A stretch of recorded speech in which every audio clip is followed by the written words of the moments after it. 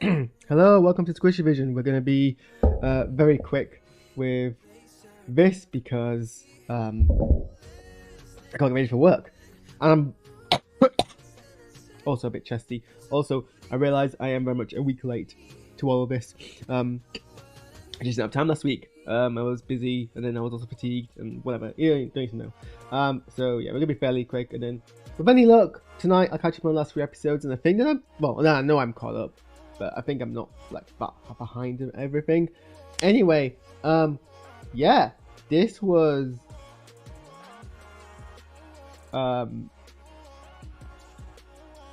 these 2 episodes were strong, especially the last one. Like first of all, yikes, someone got impaled on a cartoon, like aimed at a wider family audience. I hate saying aimed at children because I don't think anything is or should be preschool maybe, but children no, because I think you shouldn't talk down to children. Nobody should talk down to preschoolers either, but there's obviously a different level of cognizance. Anyway, yeah, like I thought it was pretty bold of the show compared to what I'm used to when I was growing up, to even have someone be stabbed and then shed blood on the screen in last week's set of episodes when Nolly got stabbed. But here I mean, it is, you know, a very discretionary shot. But someone flat out, we do see, like I'm sure if you go from my frame, you do see someone get full on like impaled through the chest and die, and then Spider-Man gets impaled. Like I'm sure someone who's very very young would find that very upsetting. So pretty bold of the show to do that, but I respect it. I definitely do respect it. I do like it when cartoons go like are mature in a way which isn't adult. But yeah, the previous episode is basically the episode where Nico finds out that Peter's Spider-Man. I don't like cringe, like awkwardness. I get secondhand embarrassment very easily. So it did very much like not go too far into that. Where's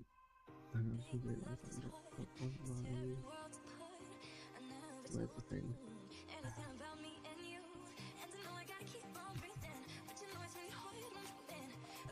You gonna turn on light? The key light's not turning on. It's fine. I've got enough daylight to fill me out. Although now I'm just gonna be entirely distracted by the fact that's not turning on. There we go. Oh, okay. Whoa, that's things come up. Right, we'll do a video in a second. Okay, now it's really bright. Anyway, what was I saying? So I think that was pretty much the entirety of the run of the episode. Obviously, we got a nice we got V cameo from Daredevil. I think voiced by Charlie Cox. I think they're the only. I think if I remember correctly, they're the only returning cast member from the main live action MCU or any of MCU property. They're the only character who returns. But I think there's actually some more coming later on. But I felt they did the character like obviously like Daredevil and Spider-Man have a relationship in the comics that's quite famous and quite wholesome, to be honest. So it's nice kind of seeing. I hope they do more with it, but obviously I don't want Daredevil to be like a main part of the show. But it is a lot like it is a very compressed version of what I remember watching as a kid when I watched the animated Spider-Man cartoons, where you'd get these like other heroes popping occasionally. Obviously, because this is a much more compressed show for various reasons, just because of what modern trends are like when you make TV. It's a 10-episode limited kind of series rather than the more. I'm sure, like, well, I remember, like, I'm binging now the X-Men animated series, so I know that the seasons are much longer. So, obviously, with a bit more compressed, you're kind of having to throw in much more frequent cameos. You either like it or you don't. But I do. I think this works. I mean, it should be how it works, considering what New York is in the Marvel universe as a pretty like dense area full of heroes. It would make sense that you would pop into a bunch of them now and then. To be fair, I think this is the only actual. Obviously, we got the Doctor Strange cameo in the first episode, but I think this is like the first one time we've seen like another hero since. We've had a few other cameos in the meantime, but I think they've not been anything kind of extravagant. Mostly kind of voiceless things. It's not anything particularly obnoxious. And I think it does it's genuine to the character. and it creates an interesting dynamic. The choreography in the show continues to be quite good, like for a cartoon. I mean, I say for a cartoon, not trying to diminish cartoons. I just know that doing fight choreography is harder when you're not like it's yeah, animating dance. It's going to be quite difficult to do, and a lot of people, a lot of studios historically might have like not unless it's like your main thing. Like if you're doing anime fights, you might not necessarily kind of put too much into it. I don't think. Maybe I don't know. Maybe I'm being unfair, but yeah. In any case, I did enjoy and I enjoyed the distinct nature of the fight between Daredevil and Spider-Man. Like it was Daredevil using their unique kind of combat style and Spider-Man having to compensate. So I enjoyed that. The way that Harry let slip that Spider-Man was Spider-Man made a lot of sense. Like if someone tells you, "Oh, Spider-Man is like Peter's my absolute best friend," and they tell me every single secret, and you're someone who is like not used to having friends, you're gonna be like, "Well, you probably do know that Peter's Spider-Man." Then, I like that we had the bit where Nico didn't believe them, but we didn't play on it for too long because it's like the whole. I would be frustrated if she was like, "Oh, you're just joking," and it was like, "Ah, haha, miss," because it just doesn't make sense with the character. And it kind of would just make this like weird awkwardness that prevails, and I like what she didn't find out. I'm not particular. Nico and Harry's extended bit together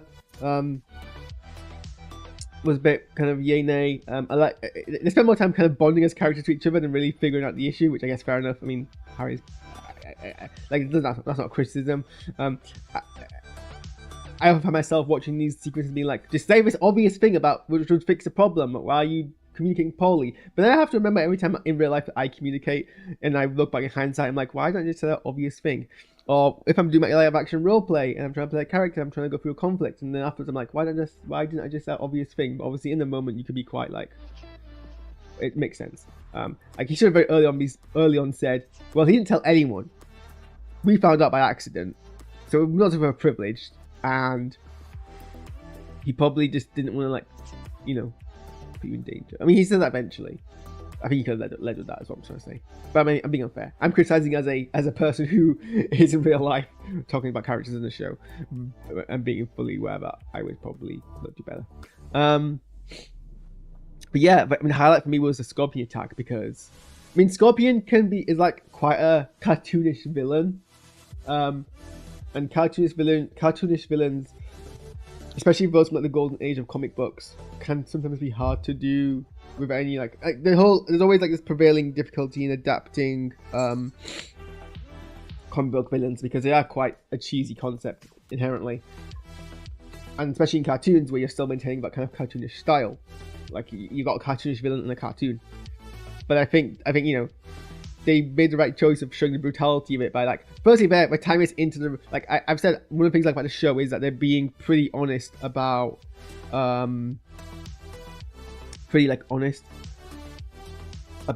like gang warfare. Not honest, maybe unfair because I'm not part of that life, so I can't really say with any certainty. But I think they did do it in a mature fashion, and I think tying in Scorpion to that helps the brutality, the fear of it. So yeah, and the fight sequence at the end was pretty brutal. I like that they were like he was like struggling. He was on the upper edge, but like not having an easy time. And basically what they did is this is a typical fight. He barely just won, and now Scorpion's like refreshing their hit bar, and you're going for round 2. And like I could feel that in my bones, especially from like a video game perspective, but like just the tenseness. So I enjoyed that, and we leave off with quite a solid cliffhanger essentially. So anyway, I got to go ready for work. I'm gonna bounce. Hopefully by the time I get back from HEMA tonight, pretty late on, I'll be able to catch up the last 3 episodes. So where's my things? Thanks for tuning in, and get out of my house.